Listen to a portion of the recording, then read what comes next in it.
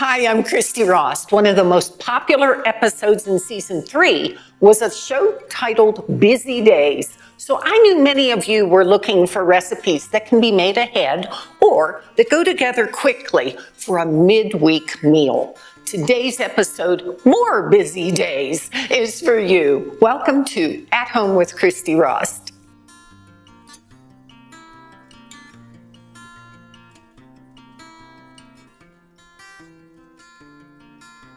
We're going to start today with a 3-layer baked ziti. Ziti is 2 pastas like this. You want to cook them until they're al dente. So I preheated a large skillet and I'm going to add in 1 pound of ground chuck.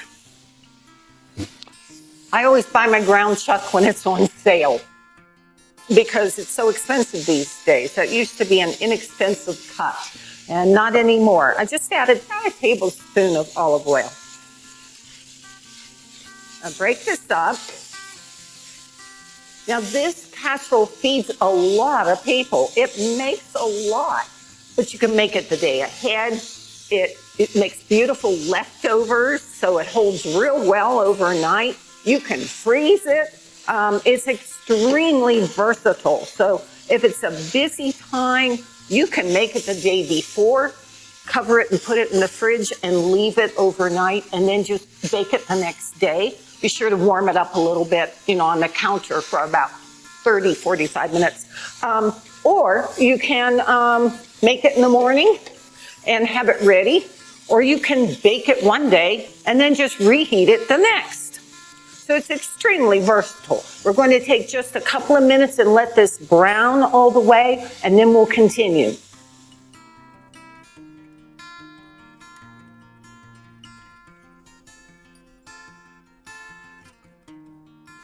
So the ground chuck has now browned and I've crumbled it, and I'm going to add in about a cup of sweet onion chopped. I like mine fairly small, but this is not diced. I just stir this and give it about 2 minutes or so to soften. And then after that, I add in garlic. And I have about 2-3 cloves, kind of like a lot of garlic, so it could even be 3-4 cloves of large cloves of garlic. Love this, the fragrance of it, the flavor of it. It permeates the entire recipe, and that is just super yummy for me. Okay, then I add in 2 cans of tomato sauce. I'm going to use a 15-ounce can.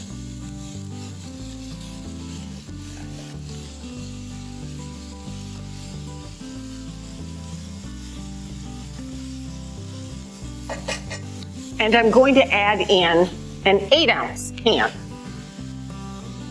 And that will be just the right amount of liquid that we need in this casserole. I don't know about you, but I recycle all my cans. So if you're not recycling yet, it's a really good time to start. It's good for our planet. Okay. Turn this down just a little bit here. And I stir this through.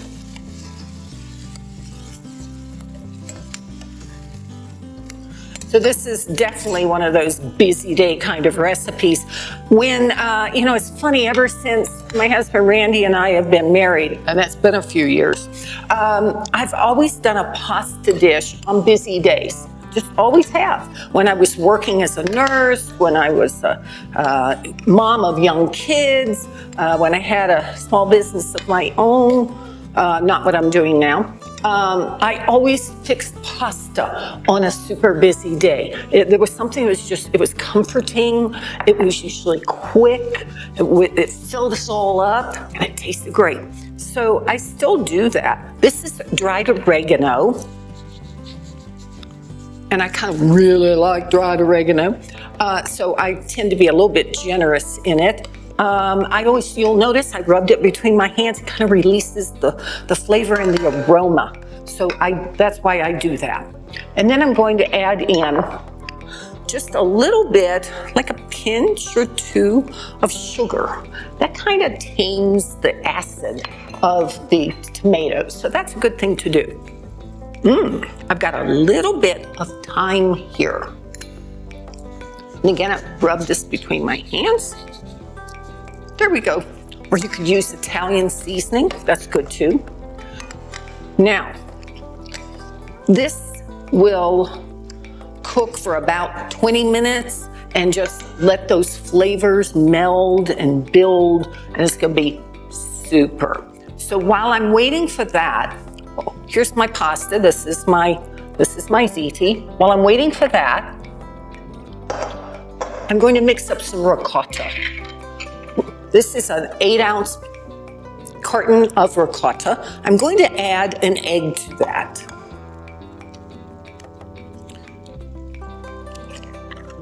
And just use a whisk. This cute one from Brabantia.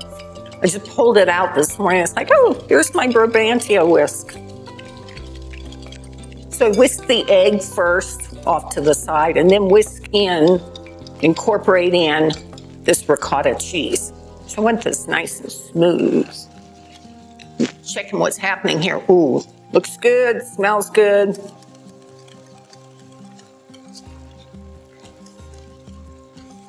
Super. Okay, so I'll put my ricotta here to the side. And then I have my ziti. And we're gonna say that this has been 20 minutes, okay? And I'm going to go ahead and incorporate the sauce into my pasta. This could be so good.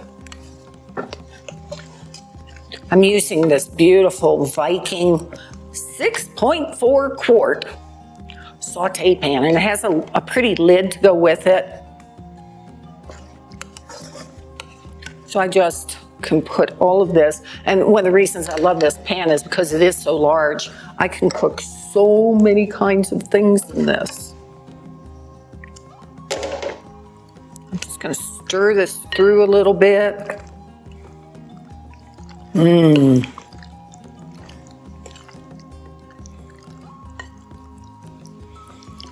There we go, and I'll add the rest.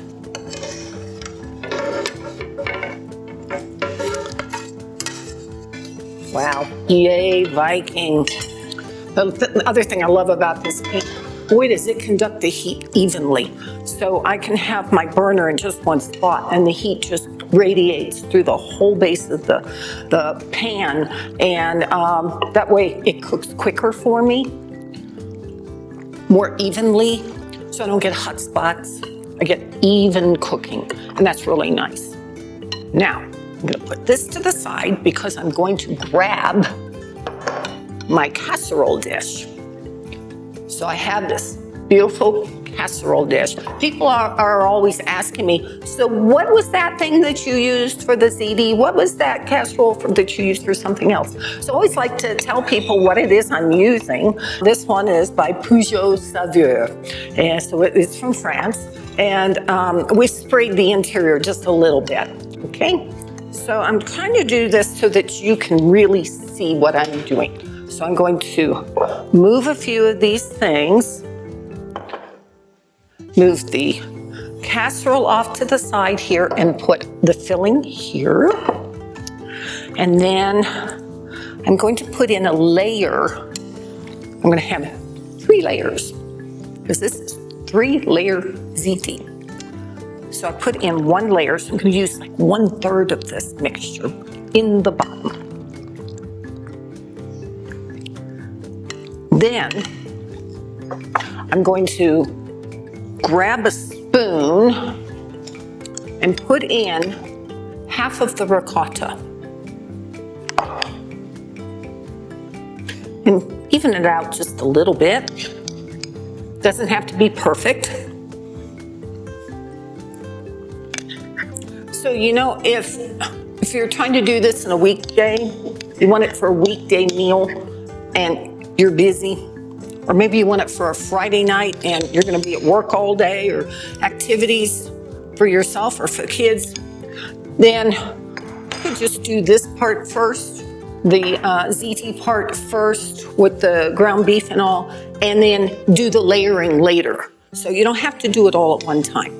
Now I have a mixture of Car Valley Cheese Company's Fontina, which is going to give it just a little bit of a smoky flavor, just a teeny bit, a little bit rustic. And I've mixed it with some of their mozzarella. So that's Car Valley cheese. Okay. Nice. Okay, next, another layer. So here comes the next layer of the pasta. I mean, don't you just feel better inside already, just watching this? This is the kind of meal that just makes me feel good, feel comforted. Oh, and I have to tell you a story. When I made this the first time, and it was really only a matter of weeks ago, we happened to have our good friends, John and his wife Lisa, here for dinner. And it was kind of an impromptu thing. Hey, can you guys possibly be here on Friday night? They were flying in for a wine event at Keystone for the Wine and Jazz Festival, and Keystone, Colorado. And I said, do you have Friday night open? Because I knew they were flying in. And I said, I'll fix you dinner. We'll sit on the veranda. And I got a very quick, yes, we can be there. So John and Lisa came, and I made this recipe for them and had no idea that that was just the thing that John really loves. He said, I'm a Midwest guy, and I really love casseroles, and I really love pasta. And he said, oh my gosh, this is the best. Now, what's kind of interesting and fun about this is that he's the Vice President of Sales for Provenance Vineyards. And we're using or pairing this dish with the Provenance Vineyards Cabernet Sauvignon, the Napa Valley Cab. And he brought a bottle of that very evening. So it was like, oh, I know what I'm going to pair this with on the show. So I have a bottle of that for you. Now, here's the rest of the Car Valley Fontina mixed with some mozzarella. Put that on there. There we go. I like to use my hands for these kinds of things. It's so much easier than trying to use a spoon. And then the final layer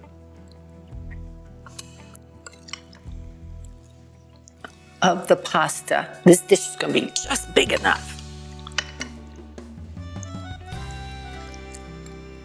Oops. Oh, that was extra salty.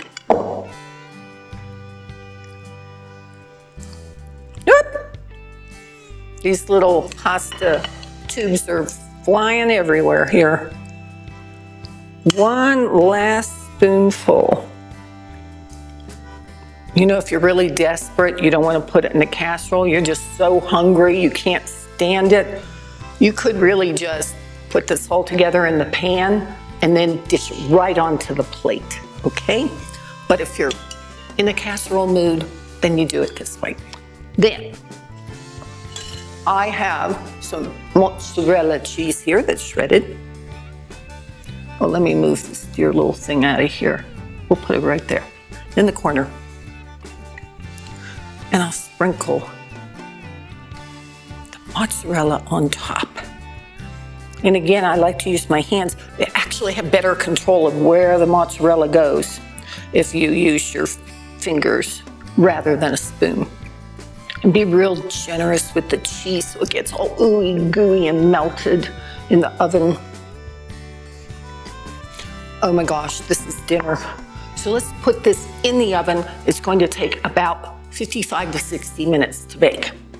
So right before I put this in the oven, I'm going to cover it with a piece of foil, and I sprayed the center section of the foil. That way, if it is against any of the cheese, it won't just pull all the cheese off later. So that's a little trick I came up with a few years ago, and I thought, why didn't I think of that earlier? Okay, off to the oven it goes, 350 degrees, and it's going to bake for 55 to 60 minutes. If you need to hold it in the oven for a little while because maybe you have guests or dinner's just running later than you thought, after it's all baked through, then turn your oven down to about 275 to 300, and dinner will be ready when you are. We'll be right back. Experience an immersive culinary adventure with Atlas Ocean Voyages. Led by seasoned experts, savor regional flavors and exclusive culinary moments. Discover captivating destinations and authentic traditions aboard elegant, all-inclusive yachts hosting fewer than 200 guests. Atlas Ocean Voyages, where every Epicurean adventure is a feast for the senses.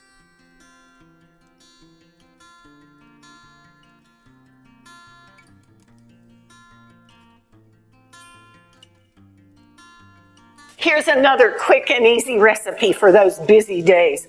I have oven teriyaki buffalo wings for you. So I have sauteed some chopped onion. I'm going to add in some garlic.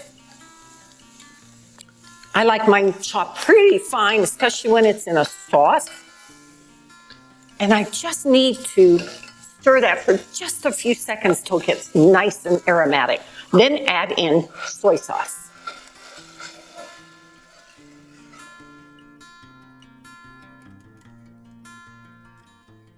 And then I'm adding in some ketchup. A little bit of vinegar, about half a teaspoon. It's just going to give that nice little zing in the throat. And it really is helpful in barbecue sauces to have just that little zing. It just really makes it sing. I have some honey, 2 tablespoons of Honey Bear honey. So this goes together in a matter of minutes, and that's what makes it such a good recipe on a busy day. Add some brown sugar just for a little bit of sweetness. Always pack your brown sugar when you're measuring, whether you're using a tablespoon or a cup of it. Always pack it. Very nice. And I'm going to add just a couple of drops of Worcestershire sauce. There we go. And some freshly grated ginger. So I have this cool little ginger grater or zest, lemon zest, orange zest. That's from Tavolo. You already know how much I love them. Don't need a lot, but just a little bit. Just really helps the flavor of this barbecue sauce. Cute spatula, thanks to Volo.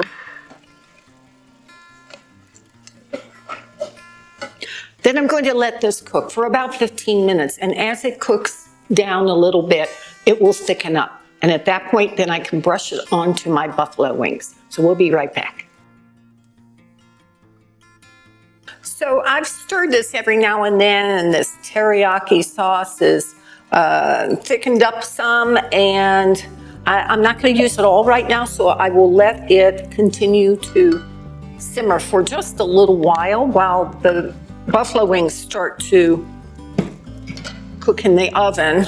So I just spread this on the wings, and they're going to be in the oven for about 50 to 55 minutes. So every now and then, I'm going to step to the oven and just give them another baste. And as this sauce continues to simmer on the stove, it will get thicker and thicker. And then these wings will get more and more lacquered. And it's going to be a gorgeous dish. And do yourself a favor, line your roasting pan with foil like I have. It'll really save you on the cleanup later. And there we go. These guys are ready for the oven. So I'll put them in. It's going to be 375 degrees for about 45 to 50 to 55 minutes, and they'll be ready. Quick, easy dinner. So these guys are ready. Into the oven they go.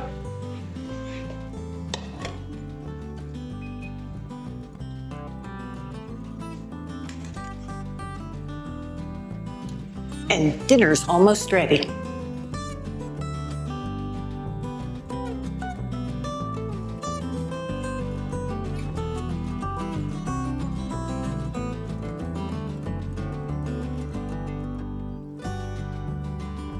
So I'm making apple cranberry crunch. Okay, I told you about my friend John and Lisa. And they came for dinner and I made that ziti casserole that's so yummy and incredible. Well, the other thing they really, really loved was this recipe for apple cranberry crunch. The thing was, at the time, I couldn't figure out what to call it. It was going to be apple cranberry something, don't know what, and it was John that came up with the word crunch after he tasted it. Here's to you, John. Thanks for the full title of this recipe. So anyway, I have 5 apples. These are Cosmic Crisp apples. They're my favorite. They are naturally sweet. They are very crisp. They're fabulous to eat right out of hand. And they bake beautifully. They really do. They hold their shape when they bake, which I really like. And I can cut apples ahead of time, like an hour ahead or even more, and they won't turn brown. And that is a real bonus for any kind of dessert such as this, but also when you make salads, or you want to have apples on a cheese board, then I always use Cosmic Crisp. And that way I know I'm covered and the apples are gonna look just as pretty as when I first peeled them. So I've got 5 apples in here and I'm going to mix up some sugar, cinnamon.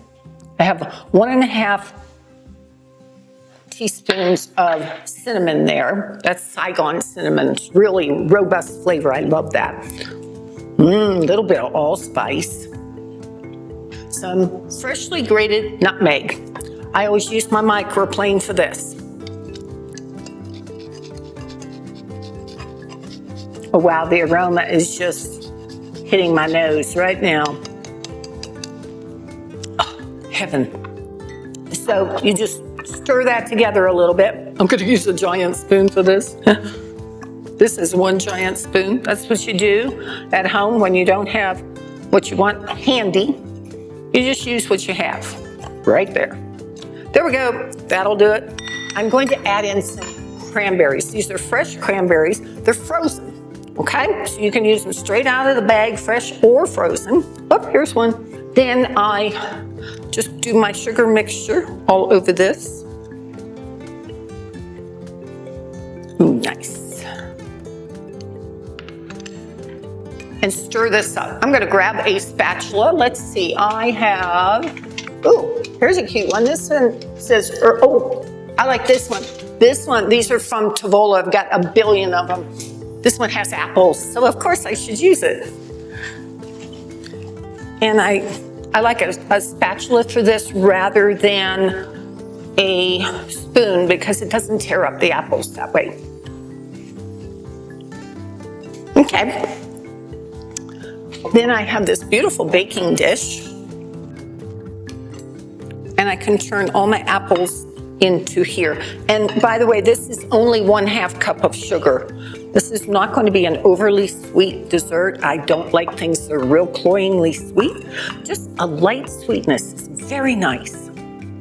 And I don't need to add any liquid to this at all because the apples are so juicy that they will provide a nice amount of liquid as this crunch bakes. Move this over here. And now I can put the rest in. Those pretty cranberries against the apples. Isn't that pretty? Get this last little bit of sugar in out of here since I'm not using that much anyway. I don't want to waste any. And then I just arrange it with my fingers into the dish. Make sure that all the little edges here have some apple in them. And the center, kind of spread out my cranberries a little bit so everybody gets some. Okay, let's make the crunch topping.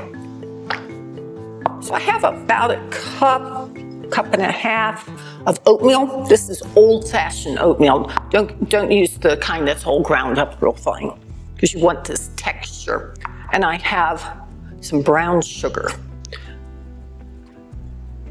And I crumble this in and then just work it through with my fingers.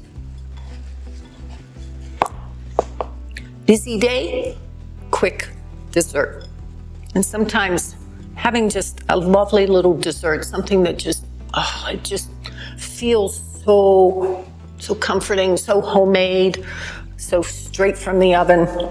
When you're busy, it sometimes is even better. It makes you sit down for a few extra minutes and really relish the opportunity to sit there and have something sweet, warm from the oven. So again, rather than using a spoon, I use my hands to do anything that's crumbly. This apple, I'm gonna turn it over. Rather than have it stick straight up, I don't know, it doesn't look as nice. So I always like them down.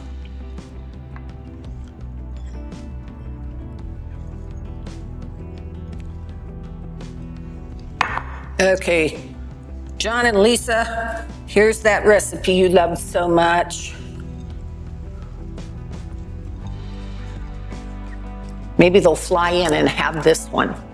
Okie doke, ready for the oven. So the apple cranberry crunch is ready for the oven. It is preheated to 350 degrees. This will take about 40 to 45 minutes to bake. The apples will still have a nice little bit of texture. The top will be crunchy, and wow, what a great way to end a meal. Developed over 20 years ago through classic breeding at Washington State University's Tree Fruit Program, the Cosmic Crisp apple is known for its perfectly balanced flavor, remarkable texture, juiciness, and striking color. These qualities make the Cosmic Crisp apple ideal for a versatile range of uses, from snacking and baking to cocktails, juicing, decor, and more. Available nationwide at grocery stores in all seasons, the Cosmic Crisp apple is now one of the nation's best-selling apples. Cosmic Crisp is hands down my favorite apple, and I'm honored to have Cosmic Crisp as a returning sponsor of At Home with Christy Rost. For busy days, there's nothing like a 3-layer ziti bake or oven teriyaki buffalo wings. Both are quick, both are flavorful, both will get you in and out of the kitchen and at the table with your family or friends, or even just for yourself in a matter of minutes. And to finish off the meal, I have an apple cranberry crunch. So what about a wine pairing? Boy, for a meal like this, for any of these dishes, I've chosen a Provenance Vineyards Cabernet Sauvignon. It is velvety, it's bold, aromas and notes of plums and cherries and espresso. And for the wings, that espresso note in there is going to be perfect. For the ziti, there's everything about the Provenance Cabernet Sauvignon that's perfect. And so thanks for joining me today on At Home with Christy Rost, where great food, beautiful wines, and hospitality are a tradition. You told me last season that you wanted more recipes for busy days, so today's show was designed for you. You'll find the recipes on my ChristyRost.com website. And don't forget to check my Facebook and Instagram pages too. I'd like to thank our sponsors, Atlas Ocean Voyages, Cosmic Crisp Apples, Viking Culinary Cookware, and Little Bear Honey. Thanks also to our friends at Bean Candle Company, Melissa's Produce, Provenance Vineyards, Tovolo, and Brabantia. See you next time.